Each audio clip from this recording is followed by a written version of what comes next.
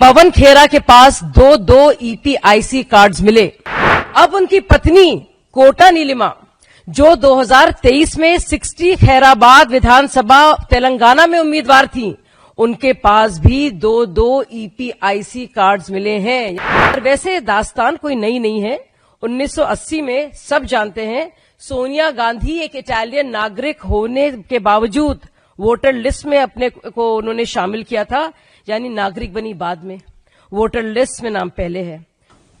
Congress party जो अपने को मोहब्बत की दुकान कहती है, दरअसल सिर्फ और सिर्फ फर्जीवाड़े और फरेब का बाजार है। कांग्रेस पार्टी के CWC मेंबर और मीडिया हेड पवन खेरा के पास दो ईपीआईसी कार्ड्स मिले। अब उनकी पत्नी कोटा नीलिमा, जो 2023 में 60 खैराबाद विधानसभा तेलंगाना में उम्मीदवार थी, उनके पास भी दो ईपीआईसी कार्ड्स मिले हैं, यानी कि दो वोटर कार्ड्स मिले हैं। डिटेल साफ है। 2023 एफिडेविट और वोटर रोल, नाम कोटा नीलिमा, पति का नाम Pawan Khera, EPIC number TDZ 2666014, assembly 60 Khairatabad, part number 214, serial number 314।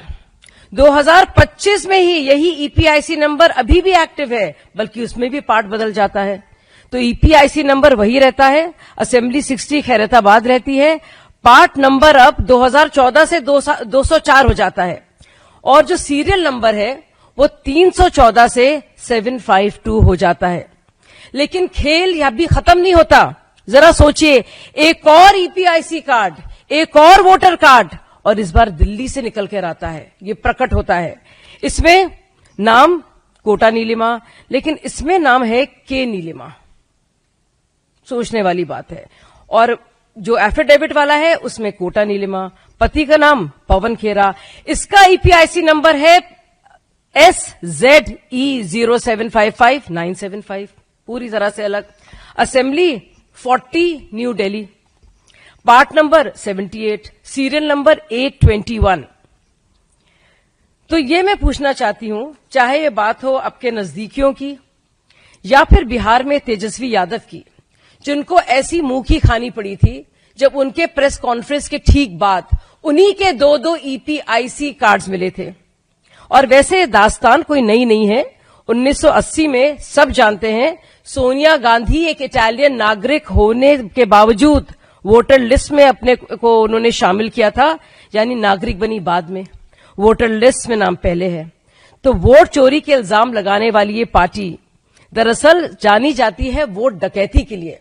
और ये वोट डकैती किस तरह से होती थी ईवीएम आने से पहले कश्मीर और बिहार में, इससे पूरा देश वाकिफ है।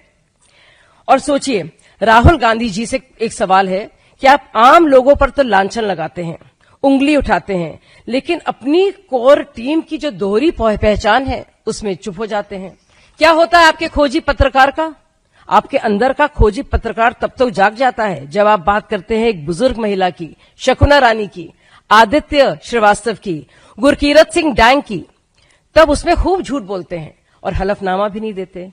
लेकिन आप देखिए, जब बात होती है बिहार में आपके दावों की, चाहे वो अमन कुमार हो, मिंटा देवी हो, सुबोध कुमार हो, और जब वो दावे झूठे निकलते हैं तो आपकी सिट्टी पिट्टी गुम हो जाती है।